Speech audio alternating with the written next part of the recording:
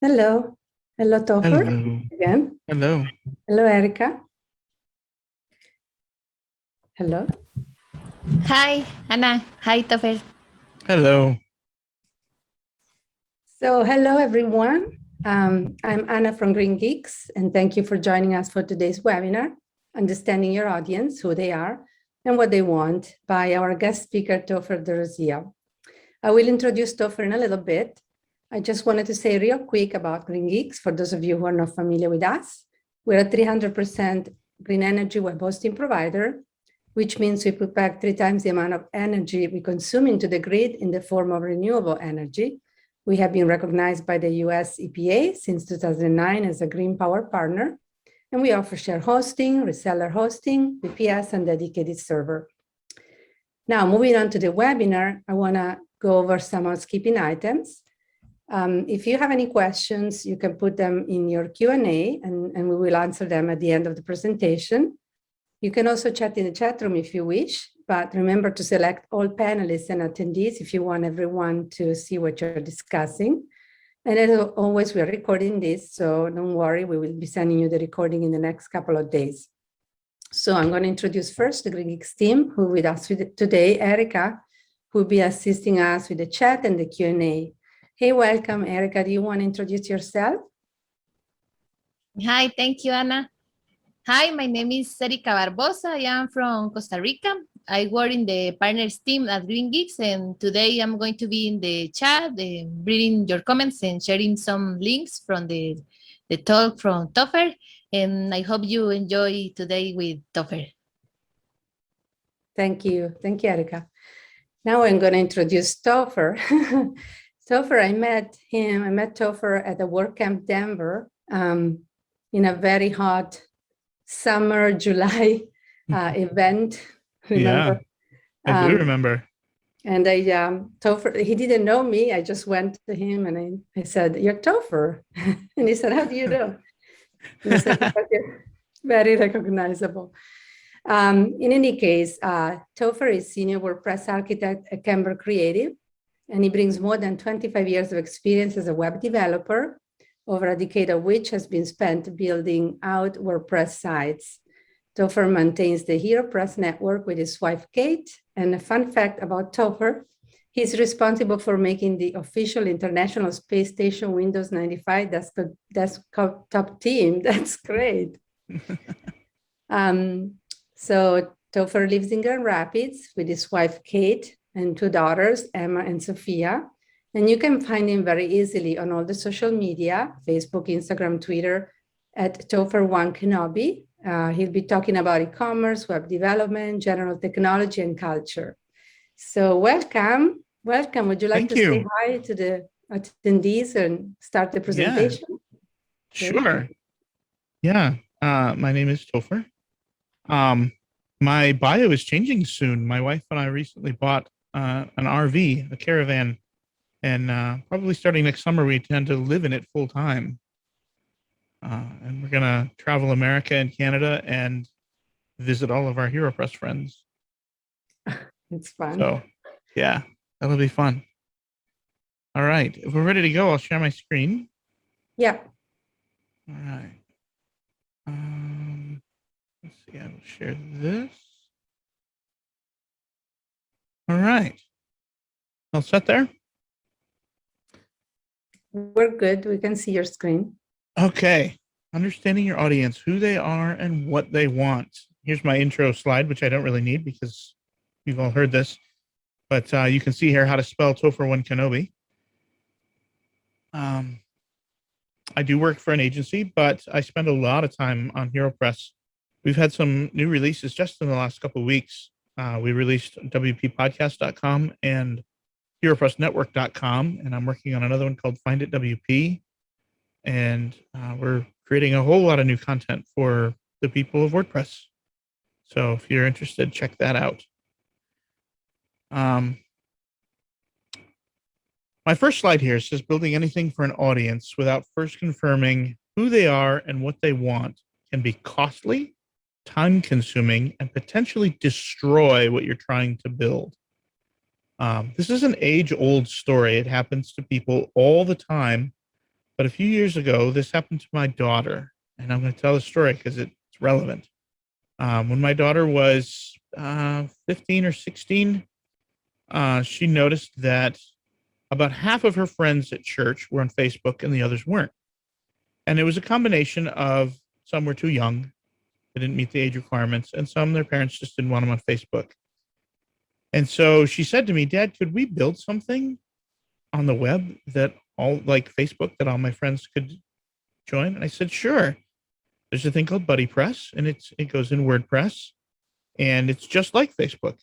You could invite your friends; they could all come and be a small, safe place. Parents could join and keep an eye on things, all of that. And she thought that was great, and so she went out and she built that by herself. I installed WordPress for her, but she installed Buddy Press and all the plugins, and she even did a little bit of coding. And when she got stuck, she went and talked to Triple J, the developer, and figured things out, and she built an online community, and it was great. And she went to her friends at church, and no one wanted to join.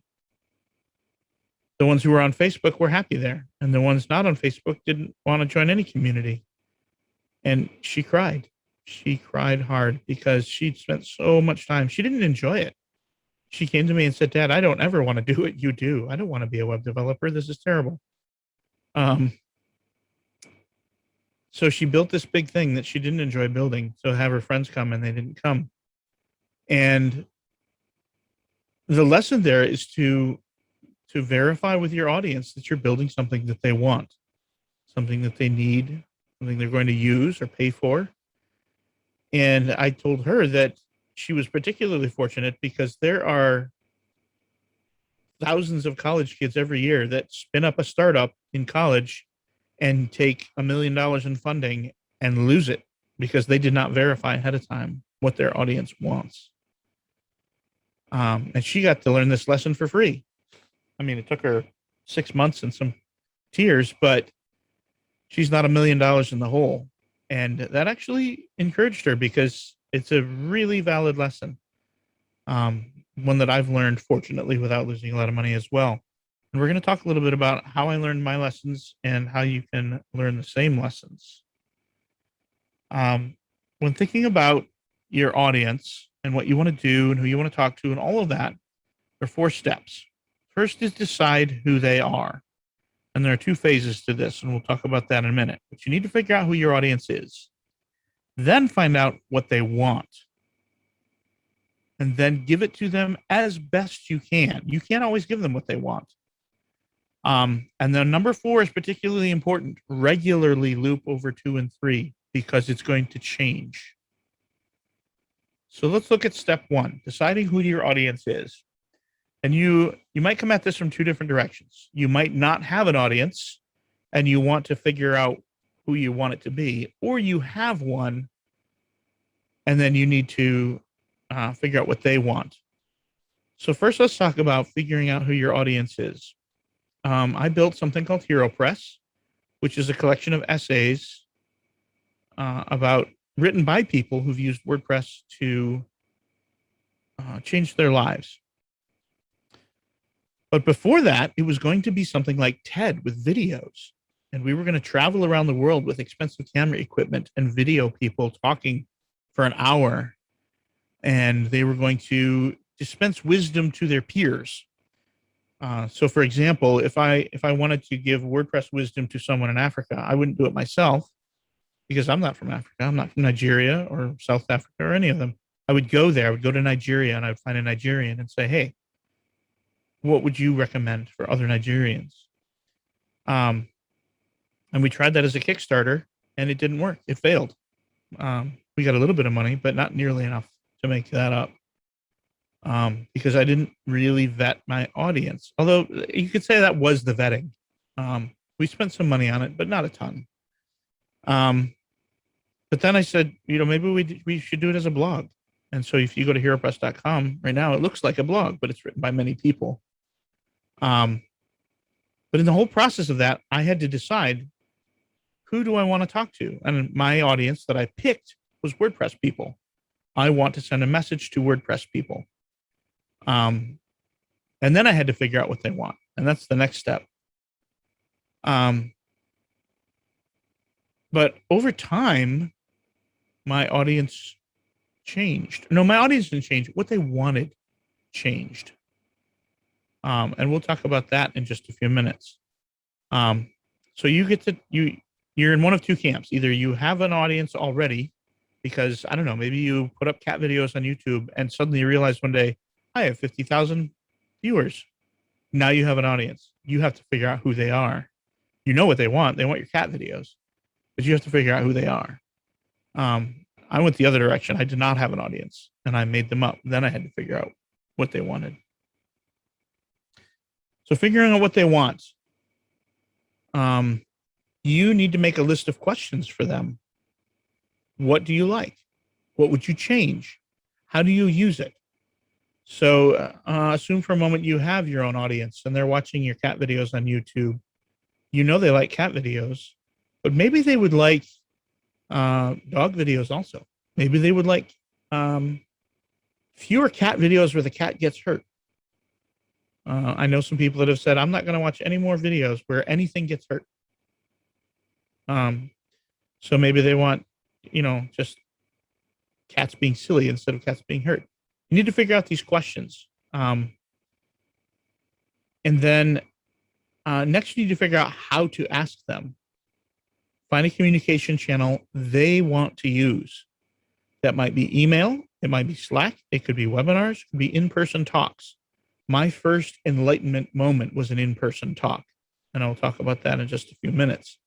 But you need to ask them these questions. This is the big key. You need to find out from them. You need to ask them, and they need to tell you.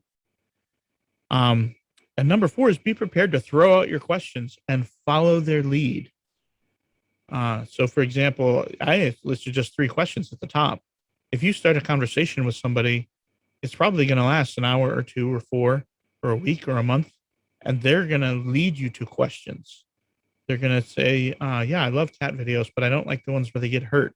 But I do like the ones where they get startled because those are funny. They react funny, but it doesn't hurt them. And you're going to follow this thread of questions. And you think you're just going to ask them what you want to know, but a real key is to understand them personally more than what they like about cat videos. Where are they from? What music do they like? And after a while, you start to get a picture in your head of who these people are that's far beyond cat videos.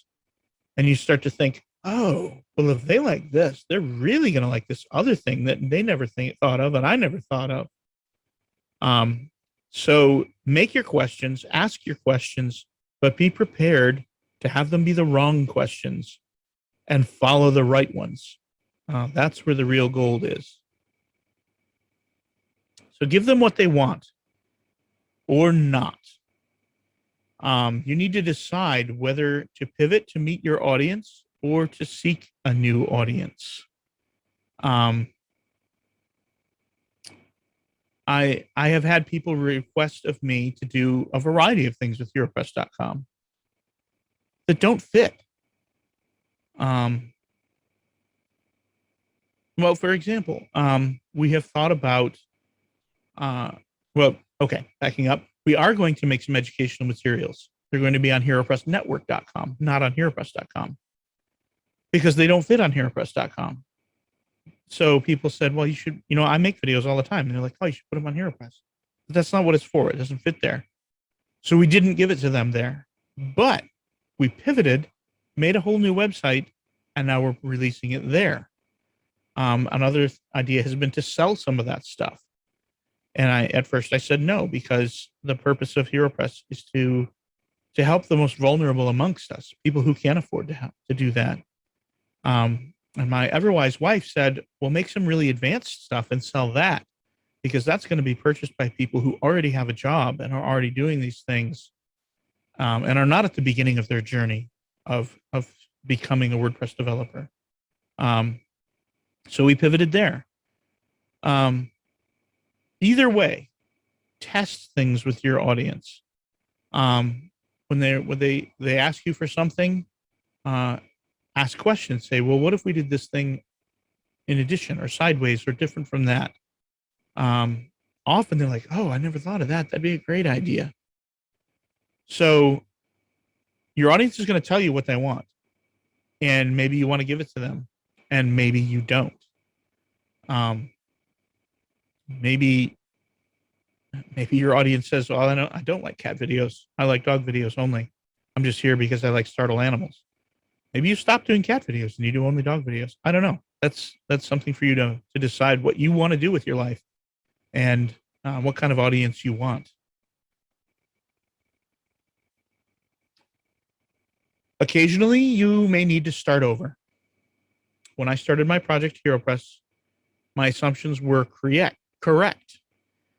One of my assumptions when I started the blog one was that people read what I release every week.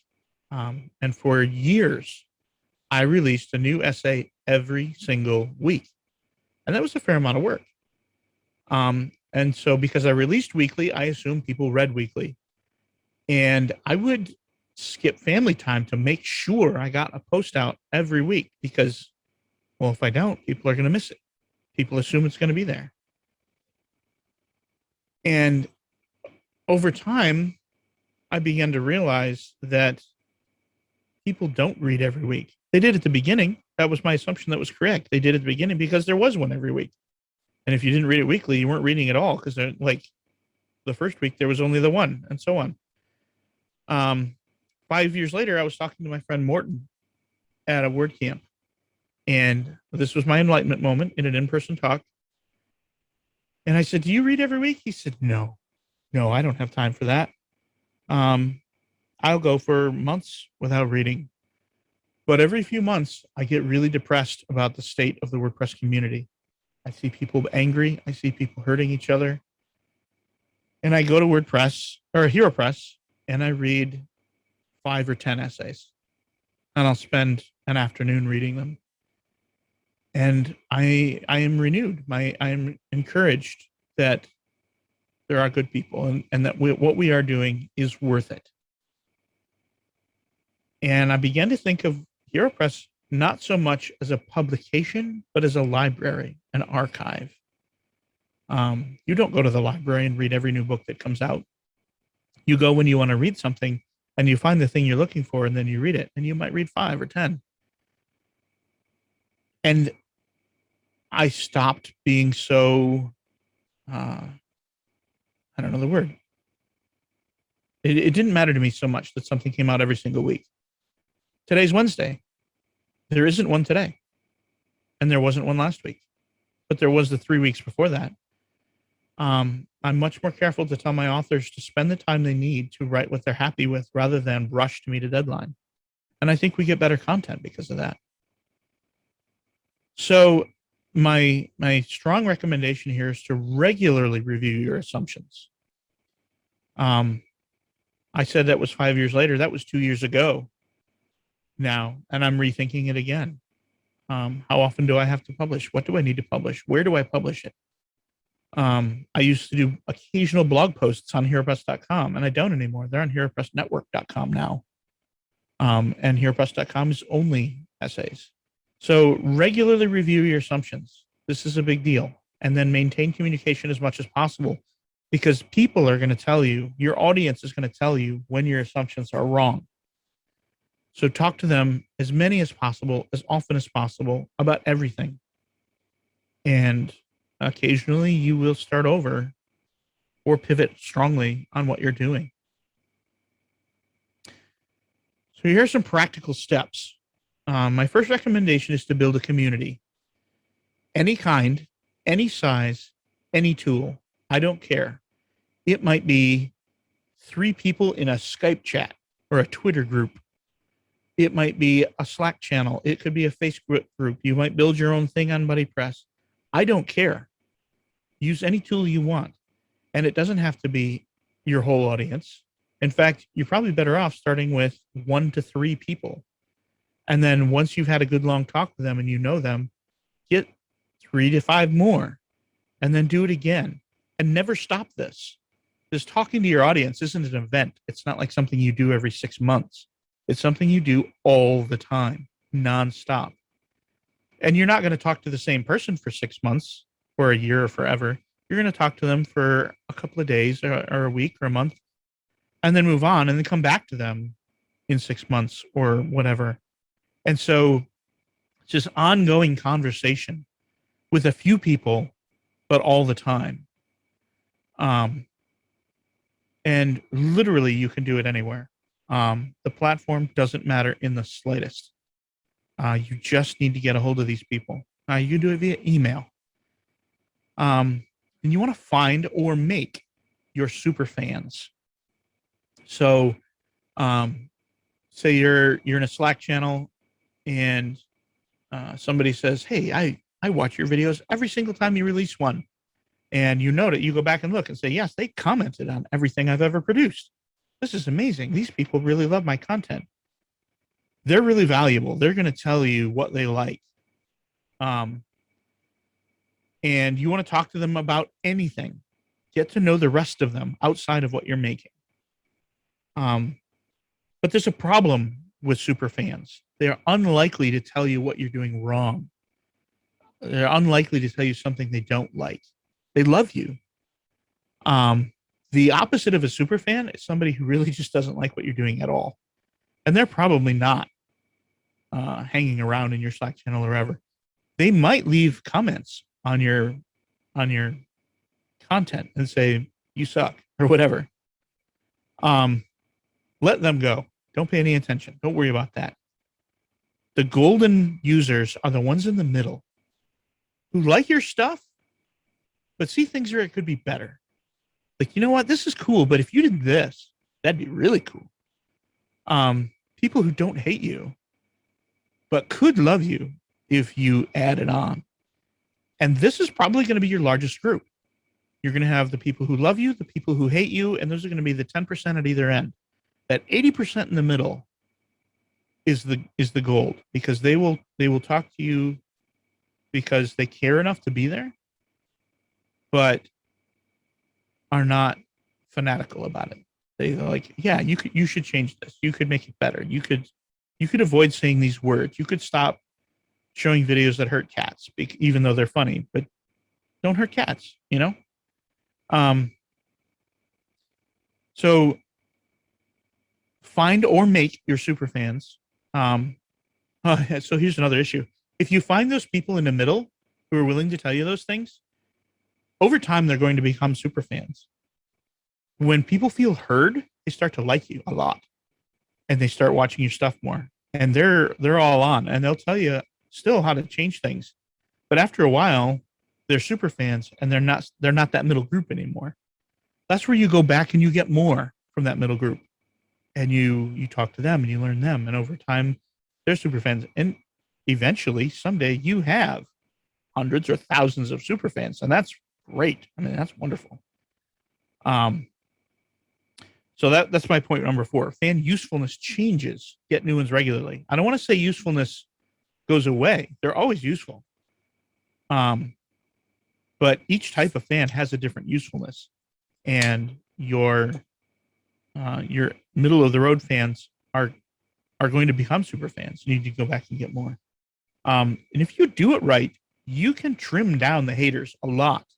When HeroPress started, there was a small contingency of people said, "Man, that sounds like a terrible idea. We don't need hero worship in WordPress. This is awful. What are you doing? Why would you do that?" And rather than ignore them or silence them or get upset with them, I actually sought them out and said, "Talk to me. What would make this not horrible?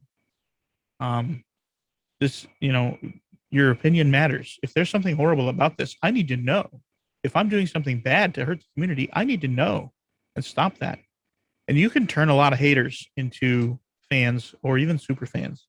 So I strongly recommend you engage where it makes sense. I mean, there's always going to be the jerks who just want to throw gas on your fire.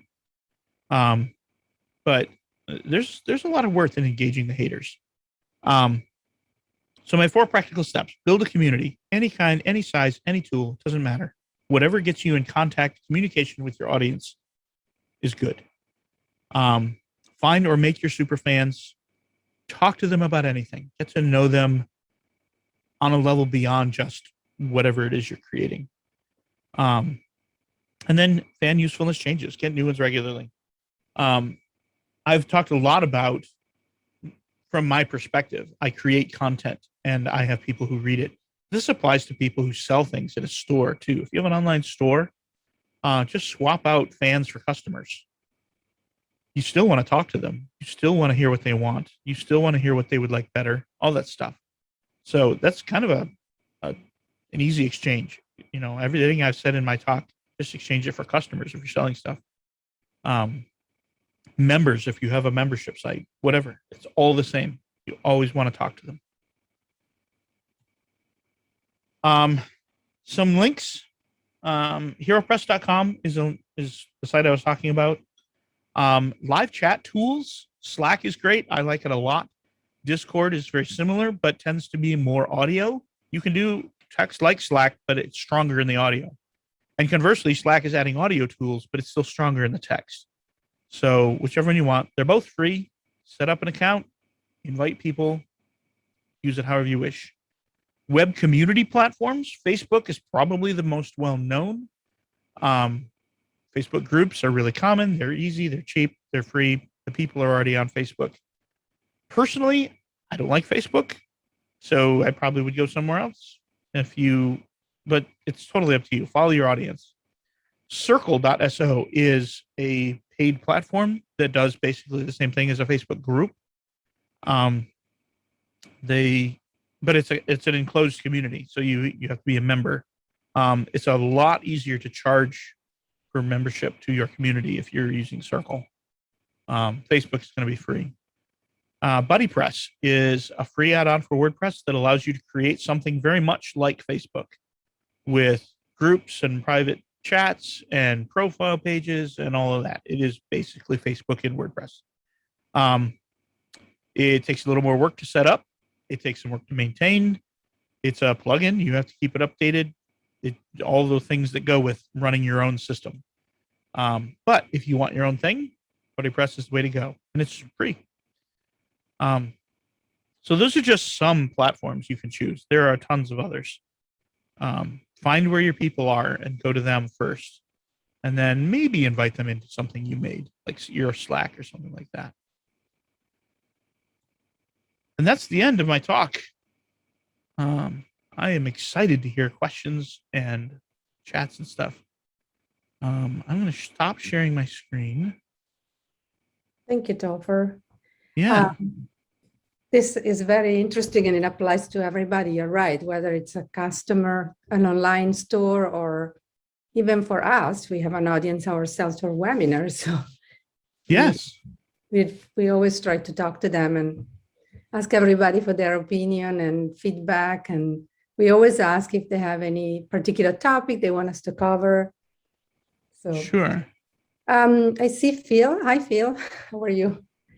Phil is asking a question. How do you shift from what they want to what they need, or what they really want to use this for? Like, what do we do when we without a goal, wander a bookstore? Not sure I'm clear here. So he's not clear about Sure. what they want to what they need. Yeah. That is a journey for sure.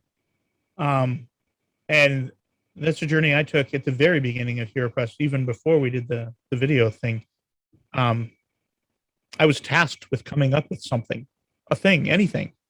And I said, what's the thing? He said, I don't know, figure it out. And so we had to decide, what would we like to build and who would we build it for?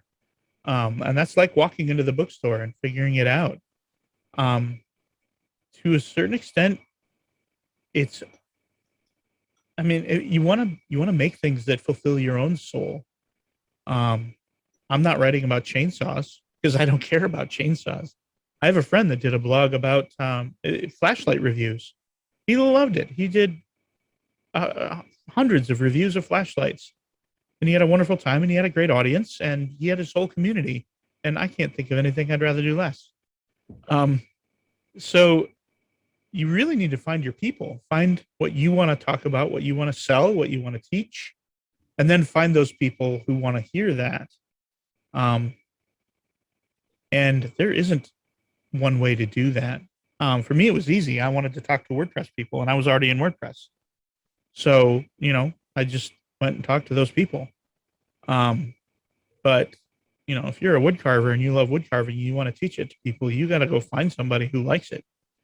Maybe they're already in some other Facebook groups or something, and you need to find that one thing you're going to offer it's unique, so you're not poaching from somebody who's already doing something. It is definitely a journey. And it's like feeling your way in the dark. You keep your hands out and you're in a dark room, and maybe it's your own living room, but you're feeling around. You're like, oh, there's the couch. There's the dining room table. It takes time. And that's going to be a key. I'm going to say is that everything is going to take time. Don't be in a hurry. It'll feel like it's going to take forever and you'll never get there. But then 2 or 3 or 5 or 7, 10 years later, you look back and go, wow, this really happened. HeroPress is 7 years old now. And that's hard to imagine. I didn't think it would make it past 1 year. And here we are. Well, and then Phil is, thank you for the answer. He's saying he does not like Facebook either. And he's hoping the platform is dwindling.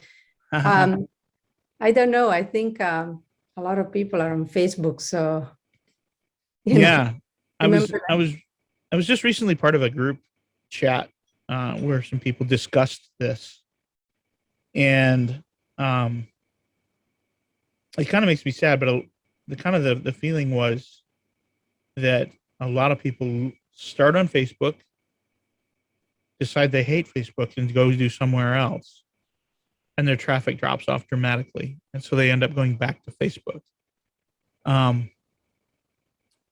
Personally, for HeroPress, we're not starting at Facebook. We're starting somewhere else altogether, so we don't have that to go back to.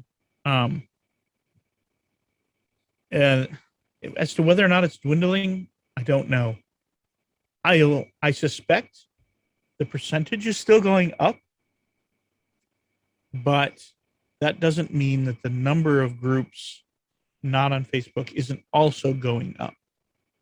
It's just growing faster on Facebook. So I know some really great Buddy Press groups. There's one called Fly Less, and it's for people when COVID hit, people who normally would fly to conferences a lot to pitch their company. You know what this is like, going to WordCamps to pitch GreenGeeks all the time. Well, when COVID hit, you couldn't fly. So somebody made a Buddy Press community called Fly Less about how to get your job done without being able to fly and go to conferences. There's WPMRR from Joe Howard. My wife is straight across from me, backing me up here. WPMRR from Joe Howard now has a circle community, not on Facebook, and it's going quite well. So, it can happen. It can work. You just need to figure out how to make that happen. Yes. Yeah, I think Facebook is, I'm sorry to say for Phil, that it's not dwindling. It's Yeah. alive. And so Phil is also asking, have you had the problem of too big of an audience? If so, how did you solve it? Is there a thing as too big of an audience? I don't think there's such a thing as too big of an audience, but I think it does change how you deal with your audience. There comes a time where you can't know everyone. You can't talk to everyone. Well, for me, the WordPress community is my audience. How many millions of people are there in the world? There's no way I could talk to them all or know them all. And so you communicate with different subsets in different ways. But you can still create something that is for everyone. The essays on HeroPress are for everyone. And everyone can read them, but I'm only going to talk to a tiny fraction of them. If you're, there's always a level of technical scale if you're selling things and you come up with the next Beanie Babies, and everyone in the world wants one. You have to deal with making sure your platform is solid and all that kind of stuff. And the same goes with memberships. Like if you have people signing up with HeroPress, it's just me publishing. It's a blog. But if you made a community where people were signing up, you would need a really good hosting company that could handle, as you scale, 100 people in your community, and then 1,000, and then 10,000, and 100,000. You're moving from shared hosting to a VPS to custom to hiring 10 engineers to build you the fastest super machine in the world. So I don't think there's such a thing as too big of an audience, but it does change how you deal with them. And no, Phil, you're not the only one here. I'm here too. Oh yeah, Phil feels he's alone here, but no, he's not. And I will send the link, since he said he cannot copy them from the chat. Not sure why he cannot copy from the chat, but I will send them to him. Oh yeah. I don't see any other question. I love the point of turning haters into fans. I like that, and building a community. I think there's a lot to think about what you're doing. I like that very much. And yeah. I did a blog post on HeroPress.com about this specifically, about the people who didn't like HeroPress turning and becoming fans. It's rewarding to take someone who is grumpy and make them happy. It makes my heart happy. So I like doing that. Not everyone does. Not everyone can deal with haters, Yeah. Depending on where you are in life, maybe you've had too many of them and you just need to step back. But for me, I like it. I wanted to, okay, so anything else? Anybody has any questions? And I don't see, maybe I see something. I would like to make a question. Yeah.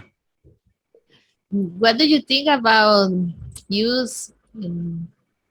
about create videos for communicate with your audience and use platforms like TikTok?